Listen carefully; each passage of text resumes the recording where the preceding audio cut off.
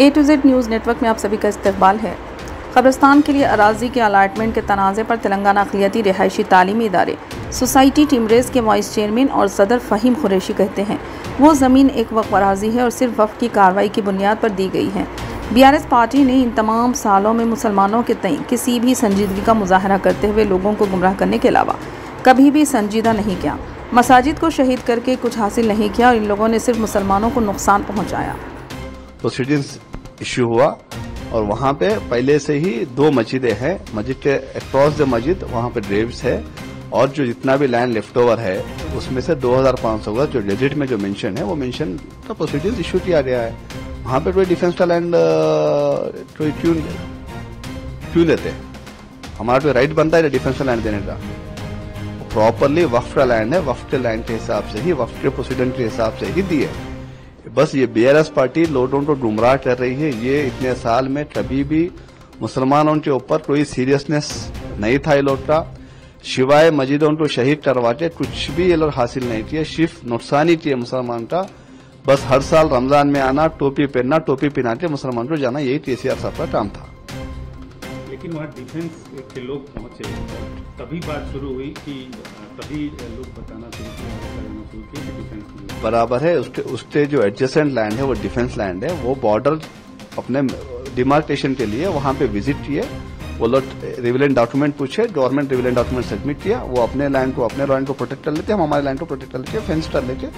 जिसका जो हक है उनको जो हिसाब से प्रोसीडिंग दिया गया है वो प्रोसीडिंग को ही मुकम्मल काम कार्रवाई करके उनके हवाले कर देते। लोकल जो भी मुस्लिम्स डिवियास के जो लोग सिफारिश के लिए आए थे और जिसने हुकूमत ने उनको दिया है बराबर उस पर कायम है। शेखपेट के लोगों के लिए वो डेवियास के लिए लैंड गवर्नमेंट ने ऑफिशियली प्रोसीडिंग्स हवाले किए हैं। BRS जो आरोप लगा रही है उसको आप एक सिरे से खारिज कर रहे हैं? नहीं, BRS आरोप नहीं, BRS हर चीज में उलझन पैदा कर रही है। आरोप नहीं है, ये उलझन है। जैसे एरागड्डा में सबसे सीवियर वहां पे मुस्लिम्स को डेवियास का इश्यू था। वहां पे उनका जो MLA था, 12 साल से उनका MLA था। वहां पे किसी ने कंपाउंड वॉल बनाकर इलीगली एक्सेस को ब्लॉक करके रखा था।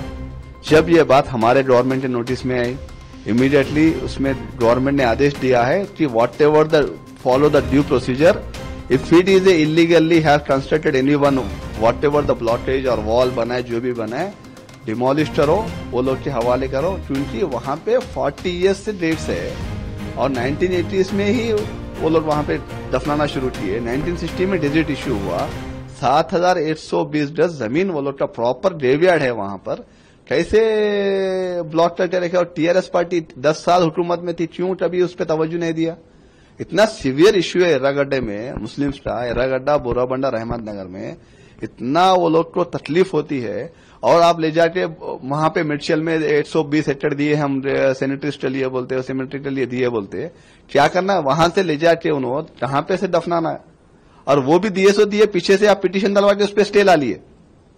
और एक कैसा रहता, हर बस्ती में, हर महल्ले में, हर कॉलोनी में, हर लोकेलिटी में वहां का वहां ग्रेवयार्ड रहता। एक सेंट्रलाइज ग्रेवयार्ड नहीं रहता कहीं पर भी, ठीक है ना। आज बोराबंडा का मुसलमान, एर्रागड्डा का मुसलमान जाके मिर्चल में दफनाता क्या किसी को ले जाके?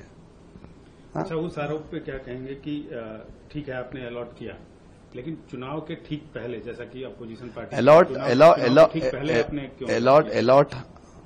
हमने नहीं किया। अलॉट प्रॉपर वक्फ बोर्ड से किया गया। वक्फ बोर्ड उसके तहत ही काम करता है।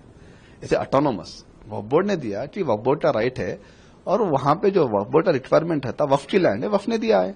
और ये चुनाव से लेना देना नहीं है, चुनाव से हमको वोट की राजनीति करना नहीं है। ये सीवियर इश्यू है। जब ये इश्यू मेरे नोटिस में आया था एर्रागड्डा का, yes I was on the field, गए थे, ऑफिसर्स को पूरा ब्रीफ किए, कलेक्टर को बुलाया, कलेक्टर ने पूरा रेवेन्यू पूरा चेक किया, कंप्लीट GHMC कमिश्नर ने पूरा चेक किया, उसके तहत ही काम हुआ।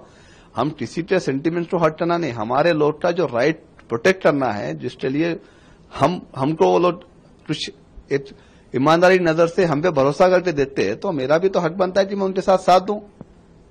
बाहैसियत मुझे भी, मैं उसके अलावा मैं भी कुछ लीडर के अलावा मैं भी कुछ कम्युनिटी को रिप्रेजेंट करता हूं, तो मेरा फर्ज बनता है। मैंने वो इसी तहत काम किया और उसी तहत काम करते रहूंगा आगे भी, कहीं पे भी रुकने वाला नहीं। ये तो होना ही है, क्योंकि कोई ना कोई तो आवाज उठाना चाहिए, कोई ना कोई तो हक दिलाना चाहिए। हक नहीं दिला के क्या करते? खाली सफेद कपड़े पहन के ढूंढने के लिए राजनीति करते हैं क्या? ऐसी राजनीति मैं नहीं करता, मुझे ऐसी राजनीति होना भी नहीं। मैं मेरे लोगों के लिए बराबर आवाज उठाऊंगा, उनका जो हक है, उनको जो लीगल राइट है वो लीगल राइट दिलाने के लिए पूरी कोशिश करूंगा।